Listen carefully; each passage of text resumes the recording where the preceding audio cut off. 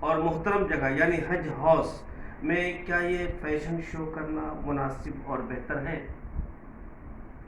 بہت بہت شکریہ آپ کا یہ سوال پوچھنے کے لیے۔ سب سے پہلی بات تو یہ ہے کہ اس پروگرام کا نام ہے نمائش۔ تو نمائش وہ بھی کن کی؟ عورتوں کی۔ تو مذہب اسلام میں نمائش تو ایسے ہی حرام ہے، اور باضابطہ اس کی دعوت دینا اور اس کے لیے عورتوں کو جمع کرنا یہ قطعی مناسب نہیں ہے، بالکل جائز نہیں ہے۔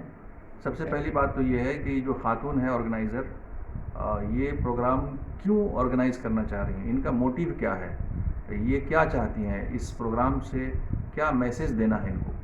تو بنیادی سوال یہ ہے ان سے کہ وہ کیوں یہ پروگرام کر رہی ہیں، جہاں سماج میں ہر طرف بے حیائی کی آندھی ہے، اور گھروں کے اندر ٹیلی ویژن، موبائل کے اوپر انٹرنیٹ کے ذریعے یوٹیوب اور ٹی وی سیریلز، فلمیں اور تمام چیزیں، سوسائٹی کا پہناوا اوڑھاوا، یہ ساری چیزیں جب بے حیائی کی دعوت دے رہی ہیں اور بے حیائی کا ماحول تیار کر رہا ہے، تو ہونا تو یہ چاہیے کہ اس ماحول کو ختم کرنے کی کوئی مہم چلے۔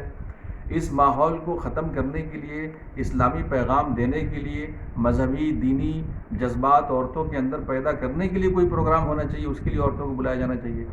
بجائے اس کے یہ مزید نمائش، ایسی ہی عورتوں کا حال خراب ہے، گھر گھر بے حیائی اور لباس، نیم عریاں لباس پہننے کا ایک مزاج بنا ہوا ہے اور ایک ماحول بنا ہوا ہے۔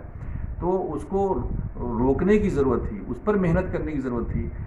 اس موقع سے انہوں نے ان کو جمع کر کے عورتوں کو باضابطہ نمائش اور میک اپ کمپٹیشن اور ریمپ واک، یہ ساری چیزیں بالکل برداشت نہیں کی جائے گی، اور اس کو فوراً بند کیا جانا چاہیے۔ اس کے لیے حج ہاؤس کے جو ذمہ دار ہیں ان سے بھی ملاقات کرنے کی ضرورت ہے، اور لوگوں کو اس میں بالکل بڑی تعداد میں جمع ہو کر حج ہاؤس بھی جانا چاہیے، اور وہاں کے ذمہ داروں کو بھی اس کو روکنے کے لیے اور اس کو پروگرام کو کینسل کرنے کے لیے بات کرنی چاہیے، اور اس آرگنائزر سے ملاقات کر کے ان سے ان کا موٹیو پوچھا جائے اور ان سے بات کی جائے۔ وہ چاہتی ہیں اگر عورتوں کو جمع کر کے واقعی کوئی پروگرام کرنا، تو اس میں وہ ہمارے شہر میں بڑے علماء موجود ہیں، ان سے مشورہ کر کے کوئی ایک اچھا سا پروگرام کرے جہاں ہم اچھا میسیج دے سکیں ان کو، جہاں ان کی تربیت ہو سکے، جہاں سے وہ کچھ لے سکیں۔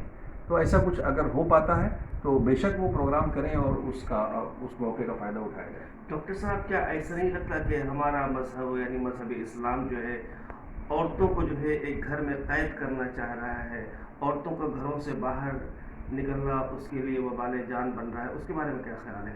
ایسا تو نہیں کہ آپ تنگ نظری کی وجہ سے ایسی بات کر رہے ہیں؟ دیکھیے، اسلام نے کیا کیا عورتوں کو جو ہے آزادی دی ہے؟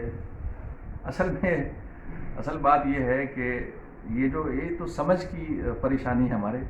عورتوں کو قید نہیں کیا جا رہا ہے، عورتوں کو محفوظ کیا جا رہا ہے۔ آئے دن اس وقت جو ماحول ہے، خاص طور سے دیکھیے، آج سے 100 سال پہلے تو یہ ماحول نہیں تھا کہ کسی لڑکی کا گینگ ریپ ہوتا تھا اور پھر اس کو قتل کر دیا جاتا تھا ریپ کرنے کے بعد۔ ریپ اینڈ مرڈر یہ نیا فیشن ہے۔ آپ جہاں بھی دیکھتے ہوں گے کسی عورت کا اگر ریپ ہوتا ہے تو اس کا نارمل ریپ نہیں ہوتا ہے، اس کے ساتھ درندگی ہوتی ہے، گینگ ریپ ہوتا ہے، اور پھر اس کو بہت بے دردی سے قتل کیا جاتا ہے، اور یہ روز ہوتا ہے۔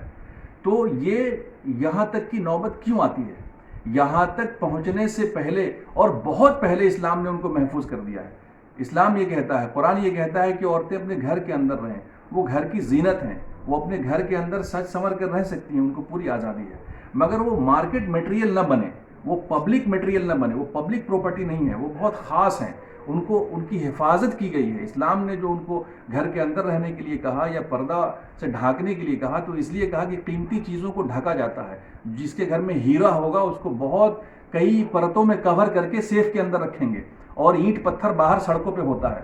تو اسلام نے اگر عورتوں کو پردہ دیا ہے اور ان کو مردوں سے دور رکھا ہے اور گھروں کے اندر رکھا ہے، تو ان کی حفاظت کے لیے رکھا ہے۔ اور جن لوگوں نے اپنی عورتوں کو باہر چھوڑ رکھا ہے، اچھی گھروں کی لڑکیاں، اچھے گھروں کی عورتیں، جو بال بچے دار عورتیں ہیں، ان کے ساتھ کیا کچھ نہیں ہو رہا ہے آج سماج کے اندر۔ اس لیے یہ قید کرنا نہیں، یہ ان کو حفاظت دینا ہے، ان کو محفوظ کرنا ہے۔ یہ تو ایک بات ہوئی۔ دوسری بات یہ ہے جو سب سے اہم بات ہے، ہمارے لیے سب سے امپورٹنٹ چیز یہ ہے کہ اگر آپ کسی کو اللہ مانتے ہیں، اگر آپ کسی کو خدا مانتے ہیں تو پھر اپنے آپ کو بندہ ماننا پڑے گا. اگر آپ خدا نہیں مانتے ہیں تو پھر آپ اپنے آپ کو بندہ مت مانیے.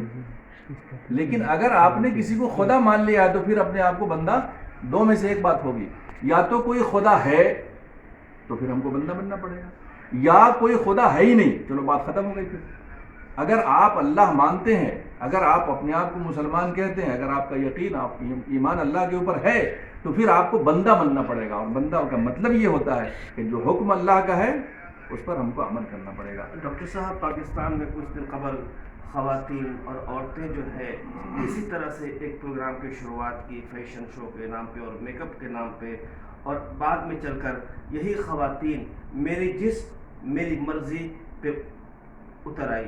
کہیں ایسا تو نہیں ہم اسی دشا کی طرف جا رہے ہیں؟ جی، یہ بالکل، اگر آج اسے چھوڑ دیا جائے گا، اسی طرح ہونے دیا جائے گا، تو یہ کل وہی دین دیکھنا یہاں بھی پڑے گا لوگوں کو، اور یہی عورتیں پھر اس سلوگن کو خود اپنے لیے بولیں گی. اس لیے اسلام نے، دیکھیے، زنا حرام ہے، زنا کرنے سے ظاہری نقصان بھی ہے، مگر کسی کو چھونے میں کیا تکلیف تھی، کسی کو دیکھنے میں کیا پرابلم تھا، مگر اسلام نے وہاں روک دیا ہے، دیکھنے تک منع کر دیا. اس لیے منع کر دیا ہے کیونکہ دیکھنا ہی کل کو زنا کا ذریعہ بنتا ہے. دل کا نہیں قصور مکن، آنکھیں ہے ظالم، یہ دیکھتی نہیں نہ گرفتار ہوتا دل. یہ بہت پہلے غیر مسلم شاعر نے کہا. تو اسلام نے دیکھنے سے منع کیا، دیکھنے میں کوئی نقصان نہیں تھا، وہ وہاں، ہم یہاں کیا پرابلم ہے، لیکن منع اس لیے کر دیا کیونکہ یہ دیکھنا کل کو چھونے تک پہنچائے گا، اور یہ چھونا کل کو زنا تک پہنچا دے گا.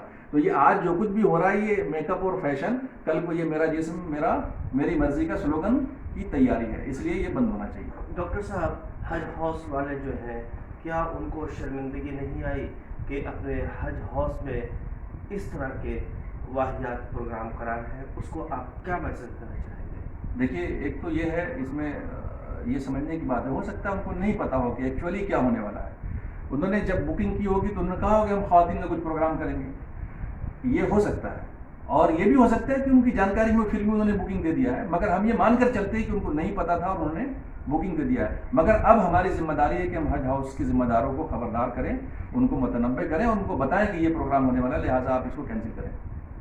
آپ اس مہم کے لیے کیا کوئی تحریک شروع کریں گے یا وہاں پہ پروگرام کو ہونے دیں گے؟ نہیں، میں تو یہ کہوں گا کہ جتنی بھی ملی تنظیمیں ہیں ان کو وہ سامنے آئیں اور کل اکٹھے ہو کر کے کہیں پر کوئی میٹنگ کال کریں، اور پھر اکٹھے ہو کر کے حج کمیٹی کے ذمہ داروں سے بات کریں. پہلے تو اس پروگرام کو کینسل کرنے کی بات ہونی چاہیے، اور دوسرے نمبر پہ اس آرگنائزر سے ہی بات کرنی چاہیے، اور ان کو اگر ہم سمجھا سکے، ان کے اس پروگرام کے موقع کا پازیٹیو کوئی استعمال کر سکے، تو بے شک وہ بھی ہونا چاہیے، اور علماء کے مشورے سے کوئی ایک اچھا جلسہ ہو سکتا ہے عورتوں کے لیے انشاءاللہ. ڈاکٹر صاحب، اور بھی مزید جو تنظیمیں کام کر رہی، چھوٹی بڑی آرگنائزیشنس ہیں، ان کو آپ کیا پیغام دیں گے، اور ہمارے گھر کی عورتوں کو کیا پیغام دیں گے؟ جو تنظیمیں کام کر رہی ہیں ماشاءاللہ سب اپنے اپنے فیلڈ میں بہت اچھا کام کرتی ہیں، لیکن اس طرح کا جب کوئی حساس موضوع آ جائے تو ہم سب کی ذمہ داری ہے کہ اس پر توجہ دیں اور اس کو روکنے اور بند کرنے کی فکر کریں، اقدام کریں.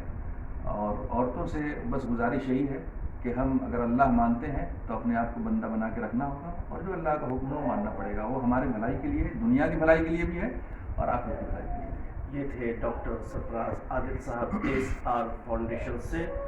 گویا کہ ان کا کہنا یہ ہے کہ اس پروگرام جو بے حیائی بے شرمی کی پروگرام ہو رہی ہے اس کو بند کرنے کے لیے یہ احتجاج تک کر پائیں گے.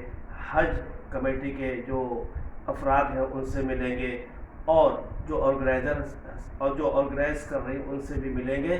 تو میری آپ تمام لوگوں سے گزارش ہے کہ آپ تمام لوگ ایک آواز بن کر بے حیائی بے شرمی کو یہاں سے دور، بہت دور بھگائیں. جے ہند.